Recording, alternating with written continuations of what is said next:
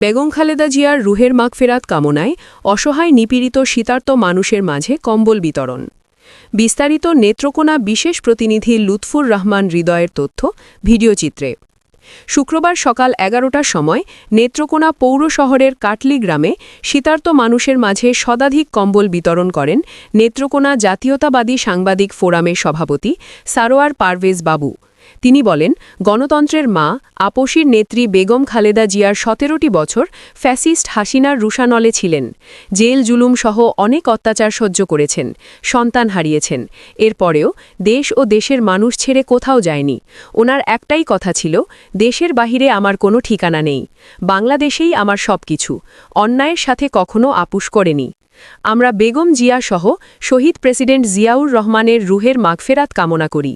আল্লাহ পাক তাদের দুজনকে বেহেশতের সর্বোচ্চ স্থান দান করুক, আমিন। বিসমিল্লাহির রহমানির রহিম। অত্যন্ত ভারাক্রান্ত মন নিয়ে আজ আমরা শুনেছি। আপনারা জানেন যে আমাদের দেশনেত্রী, গণতন্ত্রের মা, আপসীর নেত্রী বেগম খালেদা জিয়া ৩০শে ডিসেম্বর উনি আমাদেরকে ছেড়ে চলে গেছেন আল্লাহর ডাকে সাড়া দিয়ে। তো আমরা আজকে ওনার রুহের মাগফিরাত কামনায়, ওনার আল্লাহ যেন তাকে ওনাকে বেহেশত নসিব করেন, আল্লাহ ওনাকে ক্ষমা করে দেন, আমরা এই দোয়াই করি।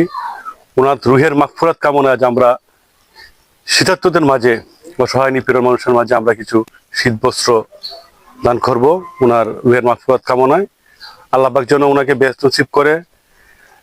আপনারা জানেন উনি দীর্ঘ ১৭টা বছর উনি দেশ, জাতি, জনগণের জন্য উনি ওনার অক্লান্ত পরিশ্রম করে দেশের জন্য, দেশের মানুষের জন্য উনি সব ত্যাগ করেছেন।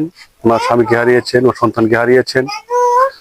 আপনারা জানেন আওয়ামী ফ্যাসিস্ট সরকারের রোশানলে উনি ছিলেন। এক কাপড়ে ওনাকে ঘর থেকে উনি হাসিনা বের করে দেয়। এরপর উনি দেশ ছেড়ে যাননি। ওনার একটাই কথা ছিল কি, আমার দেশের বাইরে কোনো জায়গা নেই, বাংলাদেশে আমার জায়গা, উনি এই দেশেই উনি থাকবেন।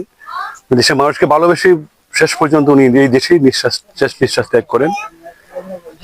আমরা এদেশের জনগণ এবং সাধারণ মানুষের কাছে আমরা এটাই একল আবেদন, আপনারা ওনার জন্য দোয়া করবেন, ওই জন্য বেহেশত নসিব হয়, আল্লাহ পাক যেন ওনাকে বেহেশত নসিব করেন।